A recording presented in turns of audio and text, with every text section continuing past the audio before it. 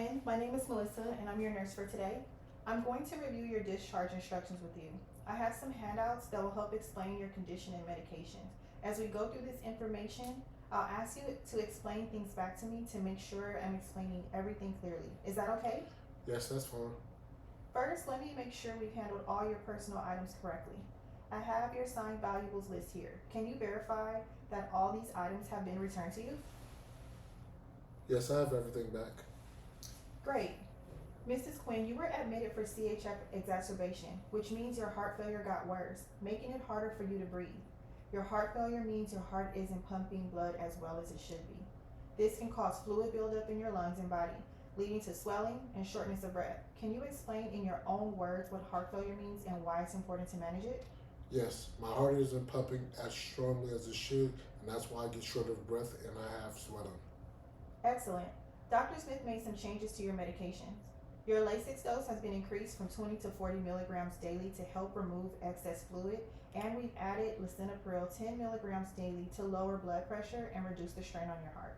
You'll continue taking metoprolol, aspirin, Plavix, potassium chloride, and Lipitor as prescribed. Could you tell me in your own words what medications you'll be taking? Yes, my Lasix dose has been increased to 40 milligrams a day to help remove excess fluid. I will now be taking lisinopril 10 milligrams a day to lower my blood pressure and reduce strain on my heart. I will continue to be taking metoprolol, aspirin, Plavix, potassium chloride, and Lipitor as usual. Perfect. You'll need to pick these medications up at CVS Pharmacy. Here's the address and phone number. Now, let's talk about how to manage your condition at home. One important part of managing heart failure is following a proper diet. The diet instructions are included in your handouts, but I'd like to specifically discuss salt and fluid intake. With heart failure, you'll need to restrict both your sodium intake and limit your alcohol consumption. Why is restricting my sodium and alcohol intake important? That's a good question. Salt causes your body to retain water, which makes your heart work harder to pump that extra fluid. For alcohol, women should have no more than one drink per day as it can weaken the heart muscle and interact with medications. Could you explain back to me why you need to watch your salt and alcohol intake? Eating too much salt will make my body hold on to water that makes my heart work harder to pump all the extra fluid around. Also, having more than one drink per day, can add additional strain on my heart and affect my medications. Also, if you smoke, it's important to quit because smoking damages your blood vessels and makes your heart weaker. This can make heart failure worse. I don't smoke and I will not be planning on smoking anytime soon. The doctor said I have reduced ejection fraction. Can you explain that to me? Sure, ejection fraction measures how well your heart pumps blood. When it's reduced, it means your heart isn't pumping as efficiently as it should. This is why you might feel short of breath or tired. Can you tell me what ejection fraction means in your own words? It's how well my heart pumps blood, and right now it's not pumping as well as it should, which is why I get short of my breath. If heart failure can be cured, why bother trying to treat it?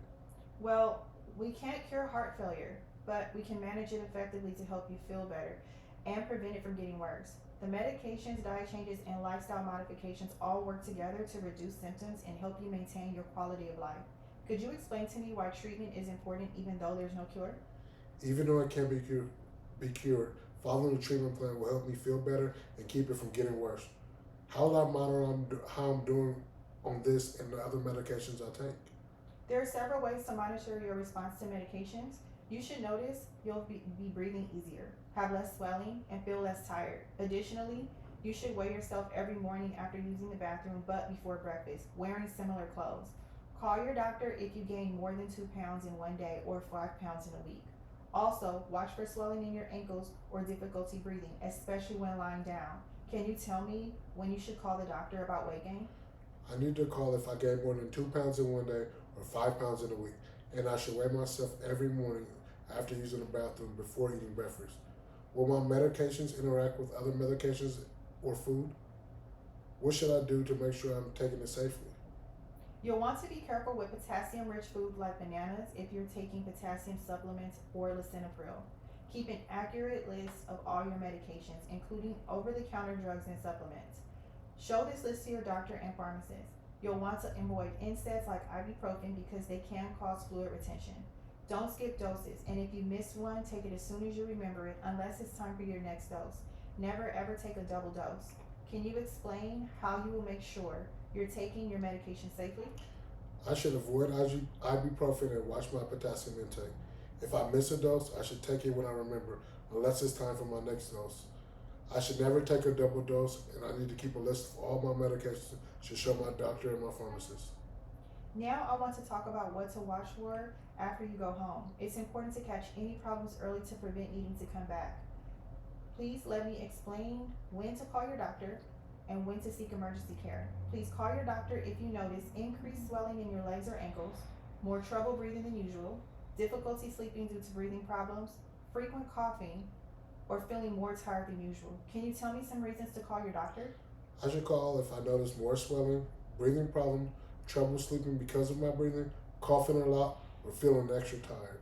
Perfect. Now for emergency situations. You should call 911 immediately if you have severe shortness of breath even while at rest, severe chest pain that doesn't go away with rest, pink foamy mucus when coughing, fainting, or severe dizziness. Can you tell me some reasons why you should need to call 911? I should call 911 if I have severe trouble breathing, even when I'm resting, if I have bad chest pain that doesn't go away, if I'm coughing up peak foam, or if I faint. Excellent. Now, about your follow-up appointment. I see it scheduled for Monday, February 14th at Dr. Smith's office at 1234 Shalom Boulevard, Building H, room 304. You'll need to call the office to confirm this appointment as soon as possible. Can you tell me when your next appointment is and why it's important to go? My appointment is on Monday, February 14th. I need to go see my doctor so I can check how I'm doing and adjust my treatment if needed. Great. Last, I want to make sure that you know what resources are available to you to help manage at home. In your discharge packet, you're going to find contact information for your cardiac team, a list of local support services, information about medical equipment if needed, resources for financial assistance programs, instructions for accessing patient portal. Remember, following up with your doctor is very important for monitoring your progress. Do you have any other questions for me? No, I think I understand everything. Well, thank you for your attention. Here are your written instructions and education handouts.